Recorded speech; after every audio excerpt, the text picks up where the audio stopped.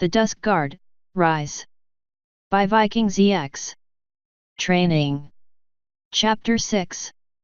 Have a seat, the captain said, gesturing with a hoof as he rounded his desk. Nova sat down, doing his best to hide his confusion at the abrupt summons. Captain Song sat down behind the large desk. "I'll be with you in a moment," he said, sliding one of the desk's drawers open. "Just let me find something first." Nova nodded but didn't say anything. He waited for a moment as the captain flipped through the desk drawer, sorting something that Nova couldn't see, but when it became apparent that it was going to take more than a few seconds, he turned his attention back to the rest of the office. He'd never actually been in it before, which wasn't that surprising as the captain had only been able to use it for just over a week. Still, as he looked around at the office, he couldn't help but be surprised by it. It was almost, he searched for the right term, utilitarian. Which, given the stallion's demeanor, he supposed that it shouldn't be that surprising, but the office was flat out bare. There was a clock over the door where the captain would be able to see it at a glance, a few empty shelves on the walls, 2 chairs in front of the desk, one of which Nova was currently occupying, and the desk itself. The 2 walls that met with the sides of the barracks were bare, bereft of adornment, and there wasn't even a picture on the desk. Although there was quite a large amount of what looked like paperwork spread evenly across it. Given how large the desk was and how recently it had come to be in use, Nova mused, it was just another reason to make sure he never had one. "Ah, here we go," Captain Song said, pulling a thick folder out of the drawer and tossing it on the desk, papers crinkling and sliding out of the way as the folder came down on them. "Take a look at this." He gave the folder a slight nudge with his hoof. Nova leaned over the desk, his eyes on the captain as he pulled the folder back towards himself. It didn't look like much, just a plain, simple tan folder with a file number printed on the tab. Captain Song continued to look at him expectantly, so he slid the edge of his hoof under the folder and flipped it open. A composite drawing of his own face stared back at him. He looked a little younger, but then the picture itself looked a little old. It was him maybe 5, 6 years earlier, if the main cut on his head was any clue. It also wasn't entirely what he'd looked like back then, but then again it was a composite sketch. He slid the sketch aside and took a quick glance at the rest of the folder. It was pretty standard fare. A psych workup full of theories and predictions. A brief mention of his history, including a few pictures of him as a young colt when he'd still been at the orphanage. Some theories on his personality and interests. And then page after page of guard reports, arranged chronologically from most recent to earliest, covering his various escapades over the years. "Pretty interesting reading material there," Captain Song said, and Nova gritted his teeth as he shut the folder. What was he trying to do? Remind him of his past? Goad him? He could feel a spark of anger lighting inside his chest as he looked up, waiting for his next words. For a taunt, for a threat, anything. "And," the captain said, sweeping the folder back across his desk and into the open drawer. It slammed shut with a loud clang as he looked Nova right in the eyes. "I'm pretty sure it's mostly bunk." The spark in Nova's chest went out as swiftly as if it had been submerged in water. "Wait, what?" he asked, confused. "I said it's bunk," Captain Song said, sitting back. "Horse apples. Pony feathers. Buffalo balloons, if you're from the southeast. My point is, I don't believe most of it." "Most of it?" Nova asked, still waiting for the other horseshoe to drop. Captain Song nodded at him and then cracked a slight smile.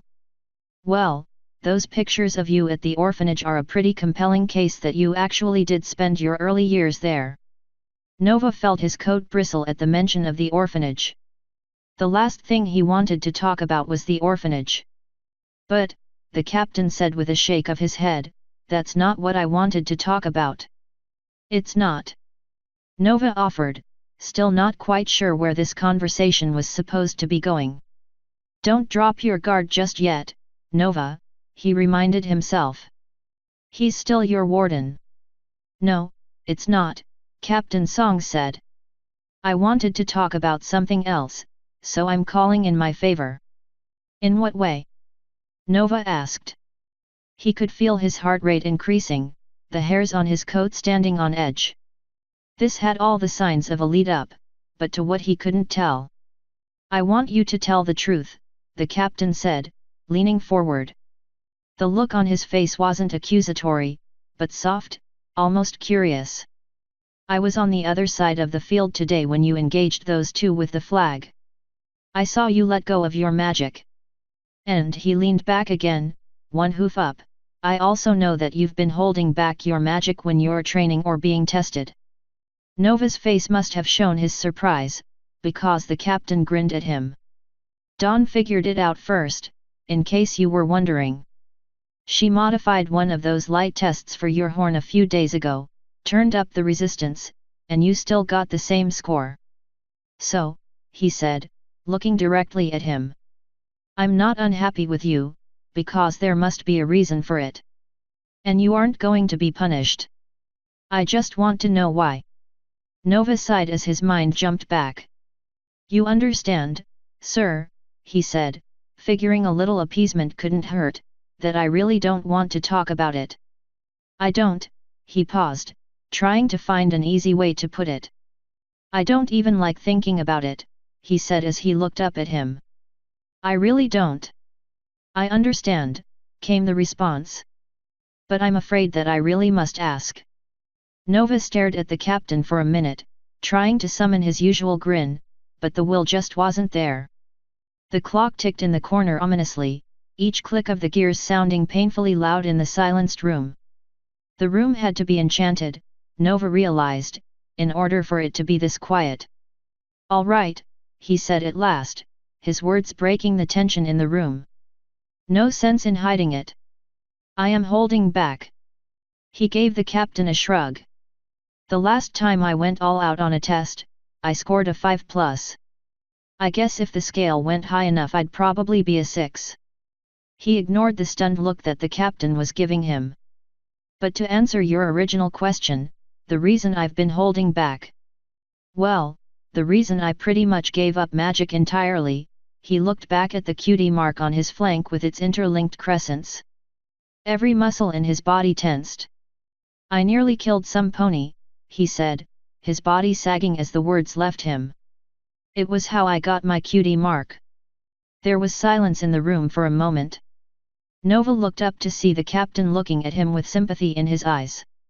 That's why you don't like to talk about your cutie mark, he said, and Nova gave him a slow nod.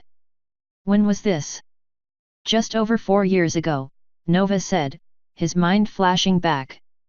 The last job I ever did, or at least, until recently, if you could call that a job. He gave a hollow laugh. The night you led those night guard platoons all across Canterlot. He nodded again, meeting the captain's gaze for a moment and then hanging his head once more. I was just having fun, you know, he said with a shrug. I stole something from the palace, let the guards spot me for fun, led them on a chase. Just for kicks. The words felt like a barbed ropes as he pulled them from his insides. I was being foolish, taunting the guard, mocking them. He shook his head. I'd already pushed them enough over the previous few months, and I didn't think that it was going to be any different that night, but it was. Nova straightened up, looking his captain right in the eyes. As painful as it was, he couldn't hide from it. I won't hide my face, he thought, taking a breath as he prepared himself. I ended up in an abandoned office building in the southwest end of Canterlot, he said, looking Captain Song in the eyes. The building was condemned to be torn down, so the plan was to lead the guard on a bit of a chase and then lose them in the condemned areas. But, he said, remorse welling up inside his chest, I'd underestimated how much I'd angered some of them, and they followed me in there, blasting everything in sight.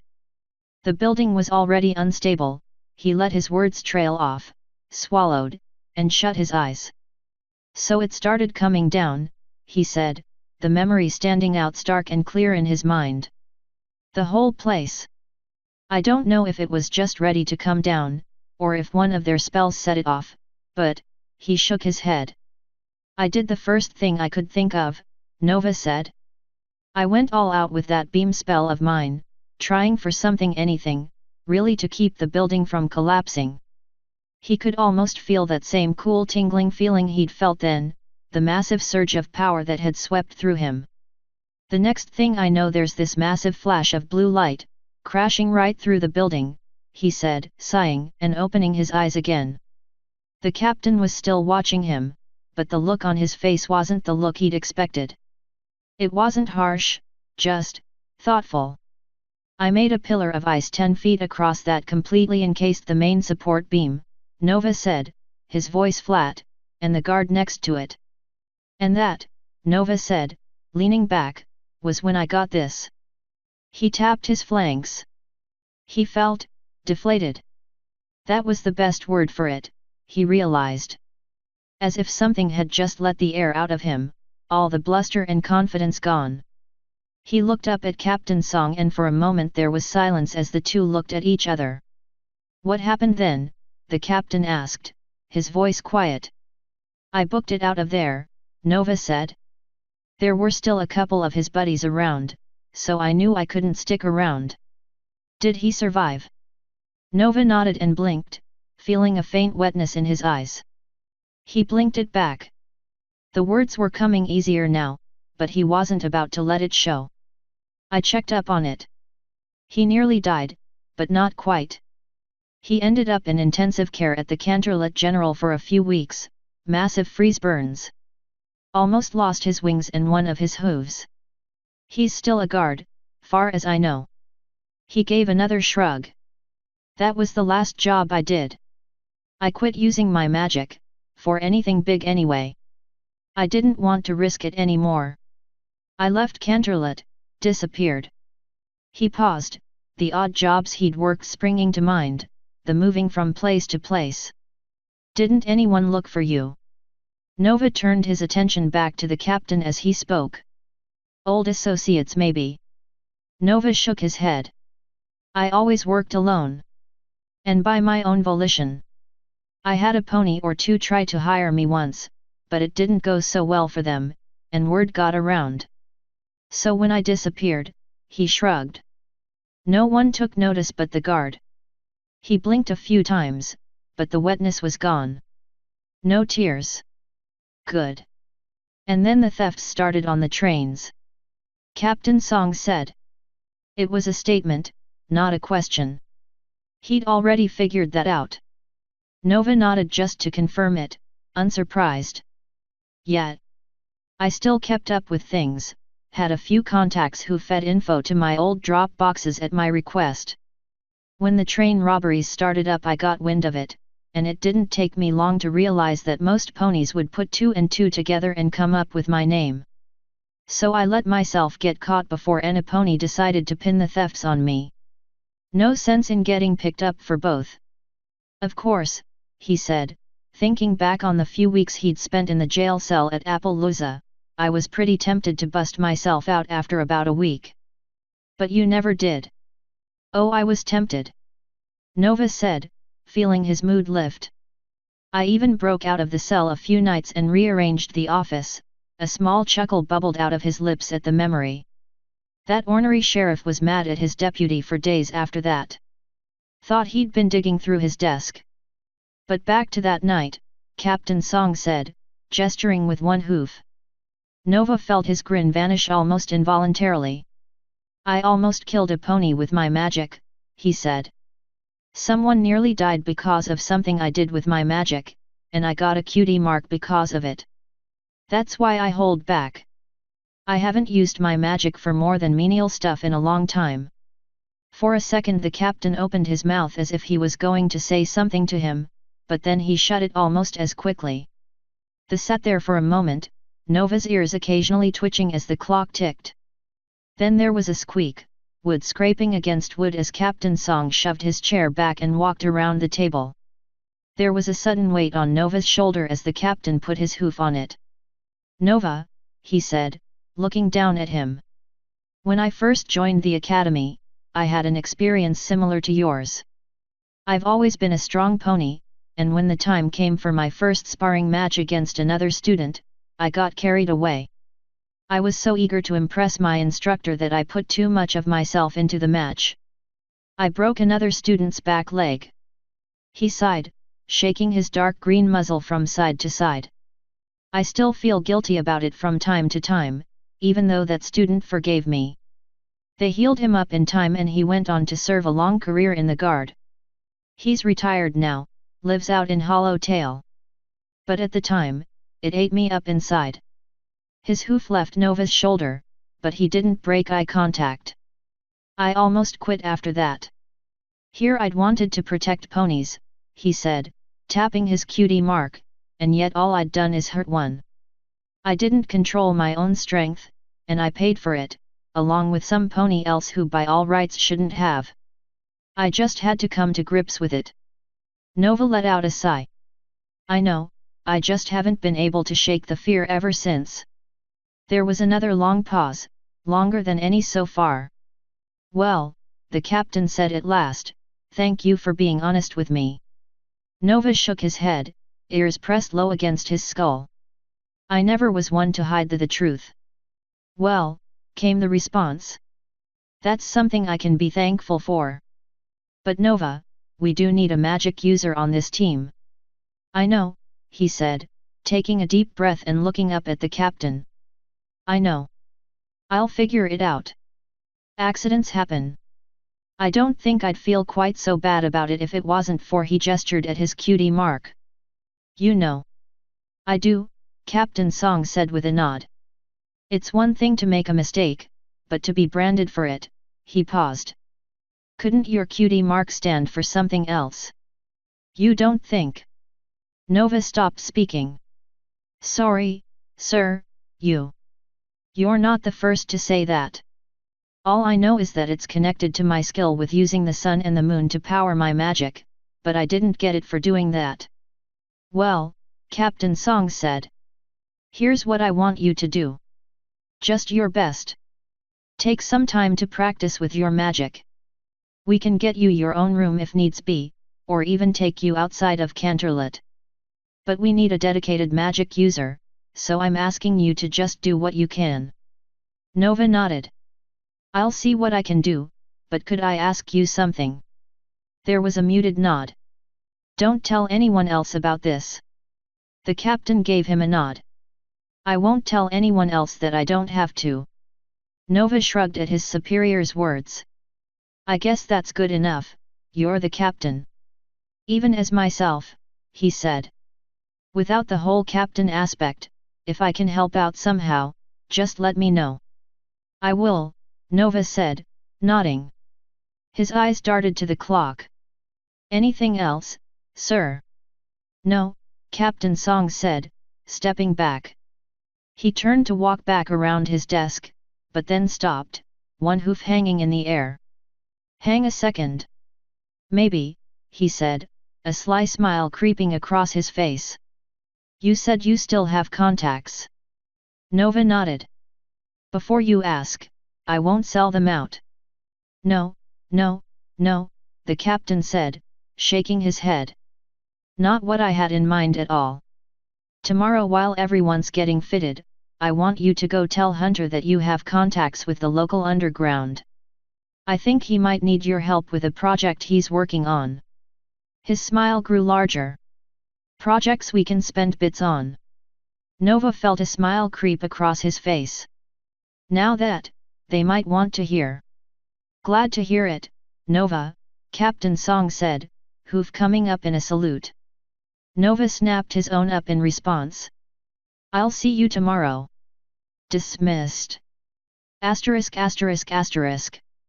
Steele yawned as he made his way up the front walk to his sister's home, fighting the urge to stretch his neck. The sun hadn't quite set yet, but he'd had a long day. Between training and the match with the Royal Guard, he was ready to call it a night. Not that Jammer and Sparkle would let him do that, but he was all right with that. That and his sister had been scheduled to get back earlier that day, and it was always nice to talk to her again. As he raised his hoof to knock, his mind flew back to the conversation he'd had with Nova. It was no wonder the kid wasn't using his magic if that was the last big thing he'd done with it. His conflicting emotions on the issue probably didn't help either. Didn't emotions affect magic? He made a mental note to ask his sister. His hoof came down on the door with 3 rapid strokes. He could hear faint voices inside, voices that went quiet as his knocking echoed through the front hall. Good. Some pony was home. That probably meant that his sister was back. There was a click and the door swung open. Sapphire. Steel said, throwing his hooves around his sister. You're back.